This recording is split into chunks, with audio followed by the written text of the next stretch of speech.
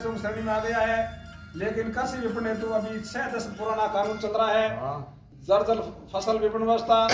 दीर्घकालीन कृषि आय निर्यात नीति के अभाव व फसल भंडारण की कोई स्थिति नहीं होने के कारण किसानों को फसलों का उत्पादन लागत के बराबर भी मूल्य नहीं मिल रहा है। दशकों से चली आ रही इस लागत कृषि नीतियों के कारण किसान लगातार कर्ज में डूबते जा रहे हैं। देश भर में गत दशकों में कृषि नीतियों में बदलाव के इंतजार में 4 लाख से अधिक किसानों ने आत्महत्या कर ली। भारतीय किसान संघ अपने स्थापना के समय से ही किसानों का उत्थान, राष्ट्र के उत्थान की मान्यता के साथ किसानों को फसलों का लागत आधारित लाभ पर मूल्य देने की मांग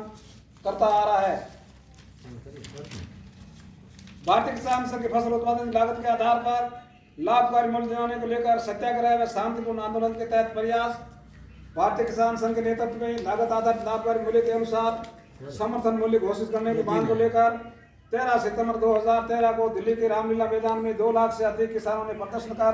प्रधानमंत्री व राष्ट्रपति को ज्ञापन सौंपा था। उसके परिणाम स्वरूप देश की मुख्य राजनीतिक पार्टियों ने लागत आधारित लाभकारी मूल्य के अनुसार समर्थन मूल्य तय करने का वादा अपने चुनावी घोषणा पत्रों में शामिल किया था। देश में कई सरकार के गठन के पश्चात वर्ष 2016 में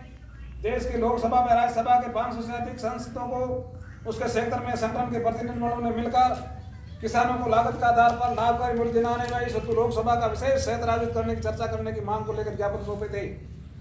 इसी कड़ी में 10 अप्रैल 2017 को दिल्ली के जंतर मंतर भारतीय किसान संघ के नेतृत्व में देश भर से आए सैकड़ों किसान प्रतिनिधियों ने प्रदर्शन कर प्रधानमंत्री जी की लागत आधारित लाभकारी मूल्य के अनुसार समर्थन मूल्य तय करने के वादे को पूरा करने की मांग लेकर ज्ञापन दिया था। परिणाम स्वरूप केंद्र सरकार ने 2018 में समर्थन मूल्य योजना में बदलाव कर प्रधानमंत्री अन्नदाता आय संरक्षण अभियान पीएम आशा योजना की घोषणा करते हुए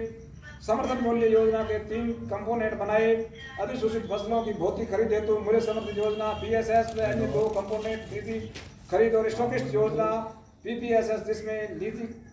खरीदारों को समर्थन मूल्य पर खरीद की अनुमति देने तथा मूल्य कर्मी भुगतान पीटीपीएस योजना, जिसमें तिलहन फसलों या बिना फसल की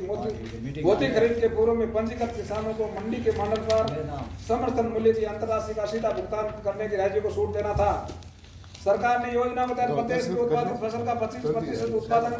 खरीदे तो पूरी तरह वित्तीय सहायता देने व अतिरिक्त 15% उत्पादन की खरीद का राज्य व केंद्र की भागीदारी से करने का प्रावधान करके समर्थन मूल्य खरीद का दायरा बढ़ाने का प्रयास किया था। सरकार ने अपने चुनावी वादों के हवाला देते हुए